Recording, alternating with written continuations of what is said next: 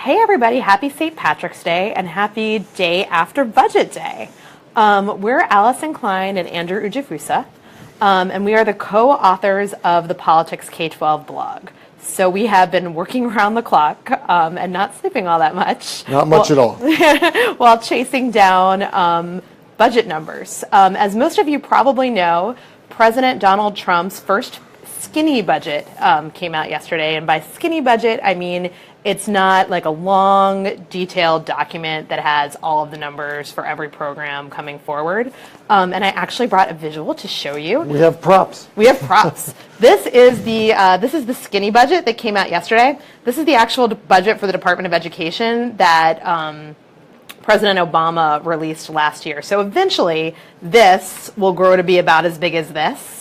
But we'll have to wait until I think around May, possibly, for that to happen. We're not there yet. No, we're not there yet. So, Andrew, do you want to talk a little bit about the budget overall? I know that it cut a bunch of programs, but it also included this new investment in school choice. Do you want to talk about that a little bit? Yeah. So the big number to know is that it cuts about $9 billion from the overall discretionary part of the Education Department budget. So that's about a 13% cut. It takes it down to about $59 billion, which for education spending, that would be its lowest level in Washington in roughly a decade. And the big school choice program that people are talking about is $1.4 billion that the Trump administration wants to spend on new school choice programs. This includes a $250 million new private school voucher program. We don't have a lot of details about what that looks like. But it's obviously something that people are going to be watching closely since it's a new part of the budget. Mm-hmm. And there's $1 billion in Title I money that's new that Trump wants to use to encourage districts to use for public school choice. So that's an interesting wrinkle. A lot of times when we talk about choice, we talk about private school choice. This would be public school choice. So it'll be interesting to see more details about that. And there's also a significant increase for charter school grants. So maybe you could talk a little bit more about the programs that are seeing reductions or even programs that are getting eliminated altogether. What's up with that? So there's two kind of really big programs that are on the chopping block. Yeah. One of them is the Title II program, which is basically state grants for teacher quality. A lot of states use this to reduce class size. It's also used to train teachers, can help teachers get new certifications. It's about a $2.25 billion program. So it's pretty big, right? Yeah, it's not chump change. I think it's like maybe the third biggest K-12 program in the budget, which that's a big deal. Yeah. So that is slated not just for like a little cut here and there, but for complete elimination. It's a big deal. Yeah. The other program that is slated for complete elimination would be the 21st Century Community Learning Centers program. What do those do? Yeah, so these are grants for after-school programs, mostly for low-income kids. And I have to say, it's a really popular program with some of Trump's biggest allies in Congress. Including Representative Lou Barletta, who founded the Trump caucus. I think he was the fourth lawmaker to endorse Trump. He's a huge fan of this program, put out a statement yesterday saying, please put this back in the budget. So this program definitely has some friends in Congress. So actually, I'm wondering, overall, what's been the reception in Congress to the budget? Does it look like, are lawmakers yay, we can't wait to make these cuts, or are they balking?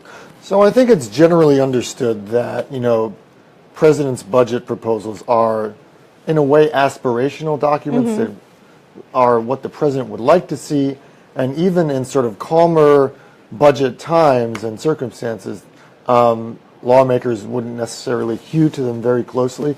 But I think in this turbulent environment, especially, there's a sense that while the Republicans who control Congress would like to make cuts in various areas, I think some of them are looking askance at some of the reductions that Trump wants to make, as you just mentioned. And, anytime you propose to entirely eliminate the third biggest line item in an agency's budget, that could impact a lot of what states and local districts do. You mentioned Title II. There could be state and local governments who are not big fans of losing that money, not to mention, the two national teachers unions, obviously, who who like having that money in the budget and would be very upset if it were eliminated. So I think it's a little too early to say definitively, but I think there are mixed reactions to this budget overall for education, and there's a possibility that a lot of its recommendations could be left out. So, and I guess the one thing I would, zero in on in that sense is, do you think that the school choice programs, they're high profile now in part because we have Secretary of Education Betsy DeVos. Mm-hmm. How would you describe the Republican response to, the new voucher program and Title I money that can be moved around between public schools? You think all Republicans will go for that, or is it more complicated? Well, I think it's more complicated. It's frankly really early to say, right? We haven't seen a slew of statements from Capitol Hill on that particular aspect of the budget. But school choice is not a super popular proposal or policy in rural America because schools that are really isolated, it's kind of hard it's hard to offer choice. If you're driving like an hour to get to even just your local public school, it's hard to imagine where else are you going to go, right? And actually, Betsy DeVos, the U.S. Secretary of Education, ran into trouble in her confirmation with Republicans from rural states. Actually, Susan Collins from Maine, pretty rural area, Lisa Murkowski from Alaska, probably the most rural state, right? Yes. They were the two lawmakers who voted against her. And rural Republicans have, not supported vouchers and school choice in the past. I don't know if you remember, but when the Every Student Succeeds Act was kind of wending its way through Congress, Senator Lamar Alexander, who's still the chairman of the Senate Education Committee, put forth an amendment that would essentially have done pretty much what this proposal does. It allowed federal funds to follow kids to the school of their choice. Oh, yeah, I remember that. And Susan Collins, Lisa Murkowski, also Deb Fisher, who represents Nebraska, Jerry Moran, I believe, who represents Kansas, they all voted against it. And that's part of the reason, and all the Democrats, of course, voted against it. And so that was part of the reason that it didn't end up passing. And some of those lawmakers have already signaled that they are not going to go along with any sort of voucher program. For instance, Deb Fisher, right after the State of the Union, told my husband, who's the correspondent for the Omaha World Herald, that she did not like any school choice proposals. She's still getting flack from folks in Nebraska for her vote for Betsy DeVos.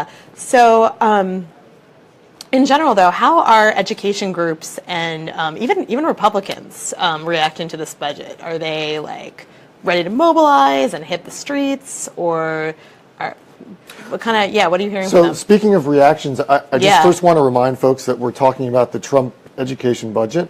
It's making big news in Washington in the education community. Trump education budget. Yes, and if you want, you can weigh in with your thoughts in the comment section of this Facebook Live. So please weigh in as we discuss it. As for reactions in the education community, I think, not surprisingly, maybe a lot of groups are condemning the budget for the cuts and the reductions it makes, and they cut a pretty broad swath. Former Secretary of Education John King put out a statement saying that this budget would hurt students, not just in schools, but also their future career prospects. The two national teachers unions, again, are strongly opposed to this budget, and there are various sort of smaller, more narrowly focused interest groups that are looking at cuts in the budget and are not big fans. I think some conservatives are pleased with the overall direction of the budget, and they say that, look, this isn't a particularly dramatic reduction in education spending if you kind of step back and take a look at where things are, and maybe some of those cuts are needed anyway, they would say.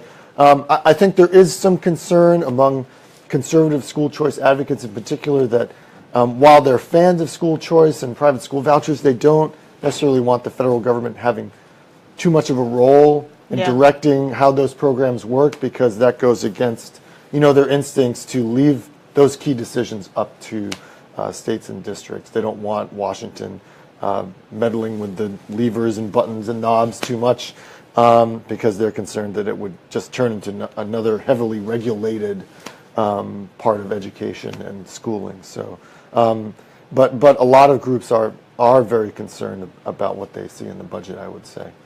Have we missed anything? What are we missing right now? And I mean, you mentioned that maybe we'll know more details in May. what can we expect next, I guess? So what we can expect next, I think, is basically more details about where that $9 billion in cuts is coming from. Right. So far, if you kind of Yes. add up the cuts that we know are there, which includes, which we haven't mentioned yet, this sort of cut to Pell Grants.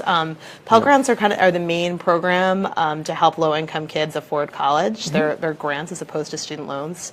And they have a surplus right now. Imagine that. Yeah, it's amazing. This budget would basically take away a part of that surplus that lawmakers were hoping to use to extend Pell Grants over the summer, allow so that kids could finish up college faster. Yeah. And it would divert it essentially to some of the other priorities the president has.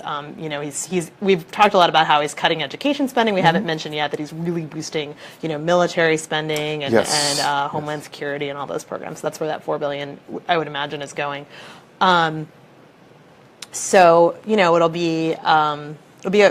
take some time. We're still waiting on a lot of details. We're still waiting to see the it sounds details. like. Yeah, so it's like about a $4 billion cut there. So we just don't know where there's still like about another $2 billion that we don't know where it's coming from. Okay, and I know Andrew actually was calling around to find out what some of those other programs might be last week. What else were you hearing might be on the chopping block? I think that there's a sense that maybe the Education, Innovation, and Research program might be cut. This is sort of the successor to the Investing in Innovation, or I3 grants the Obama. that a lot of you are probably familiar with. I think that's scaled up promising practices at the district level is how we usually put it. Yes, a very smooth way we put it. It's a relatively small chunk of the budget. I think it was funded last at under $200 million. So if they're looking to make up any sort of major difference between what they've proposed now and the cuts they want to make in total, that'll help a little bit. What else is in danger? Well, I think actually a lot of the things we identified are actually on the chopping block in the very skinny proposal, like Title II, the 21st Century Community Learning Centers. I think there is a sense that anything that doesn't automatically fit with either the main federal education law or with school choice, there was a possibility that it could get cut. And we don't know, again, we don't know what else has been cut or what else may be cut. There are a lot of sort of blank spaces where we would see new funding numbers or the elimination of programs. We just don't know. And I will say that we have heard from Betsy DeVos, the secretary, about the cuts. She put out a short statement about the budget saying she was pleased with the new money for school choice and that she thinks the budget sort of more properly directs money towards programs that help students succeed and provide them with educational opportunities. I will say that DeVos is slated to testify before a House committee that deals with actually doling out money to these programs, the appropriators, as they're known in Washington.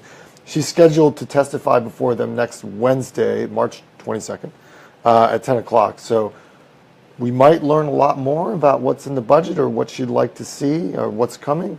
We might not. Maybe we'll learn more details. We'll see. But I am sure that people will be watching that, maybe at many times dull hearing, but this time it probably won't be quite as dull. Less dull than normal, thank you. And I think a lot of education folks will be tuning in to hear what DeVos has to say. Yeah, I do remember, been on this beat for a while, so about 10 years ago, or I guess 8 years ago, I was covering the stimulus, which was like $100 billion new dollars in new money for education, and in some ways, and there was tons of interest in that, right? Feels like a long time ago. So this is sort of almost like the reverse stimulus, and people are just as interested in taking away money as they were in getting it. So we just, I think we've pretty much covered the waterfront, right? I think so, as we know the waterfront to be right now. There are a lot of questions on the waterfront. Yes.